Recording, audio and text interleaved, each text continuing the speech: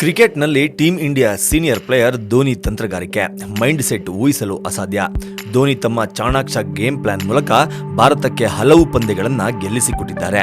ಇನ್ನು ವಿಕೆಟ್ ಹಿಂದೆ ನಿಂತು ಬೌಲರ್ಗಳಿಗೆ ವಿಕೆಟ್ ಕಬಳಿಸಲು ನೆರವಾಗುತ್ತಾರೆ. ನ್ಯೂಜಿಲೆಂಡ್ ವಿರುದ್ಧದ ಎರಡನೇ ಪಂದ್ಯದಲ್ಲಿ ಧೋನಿ ಆಲ್ರೌಂಡರ್ ಕೇದಾರ್ ಜಾಧವ್ ಅವರಿಗೆ ವಿಕೆಟ್ ಪಡೆಯೋದು ಹೇಗೆ ಎಂದು ಸಲಹೆಯನ್ನ ನೀಡಿದ್ರು.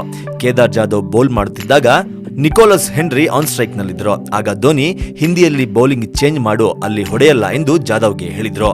ಈ ವಿಡಿಯೋ ಈಗ ಸದ್ಯ ವೈರಲ್ ಆಗಿದೆ. ಇನ್ನು ಪಂದ್ಯದ ನಂತರ ಸುನಿಲ್ ಗವಾಸ್ಕರ್ ಜೊತೆ ಮಾತನಾಡಿದ ಕೇದಾರ್ ಜಾಧವ್, ಬೌಲಿಂಗ್ ನಲ್ಲಿ ನನ್ನ ಯಶಸ್ಸಿಗೆ ಧೋನಿಯೇ ಕಾರಣ.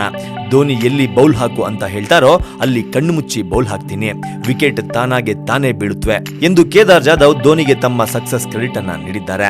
ಇನ್ನು ಎರಡನೇ ಪಂದ್ಯದಲ್ಲಿ ಕೇದಾರ್ ಜಾಧವ್ ಅವರು ಬೌಲಿಂಗ್ ನಲ್ಲಿ ಧೋನಿ ಅದ್ಭುತ ಸ್ಟಂಪಿಂಗ್ ಮೂಲಕ ರಾಸ್ ಟೇಲರ್ ಅವರನ್ನ ಔಟ್ ಮಾಡಿದ್ರು. ಇನ್ನು ಬ್ಯಾಟಿಂಗ್ ನಲ್ಲೂ ಮಿಂಚಿದ್ದ ಧೋನಿ ಹಾಗೂ ಕೇದಾರ್ ಜಾಧವ್ ಜೋಡಿ ಅರ್ಧಶತಕದ ಜೊತೆ ಆಟದ ಮೂಲಕ ತಂಡದ ಮೊತ್ತವನ್ನ 300ರ ಗಡಿ ದಾಟಿಸಿದ್ರು.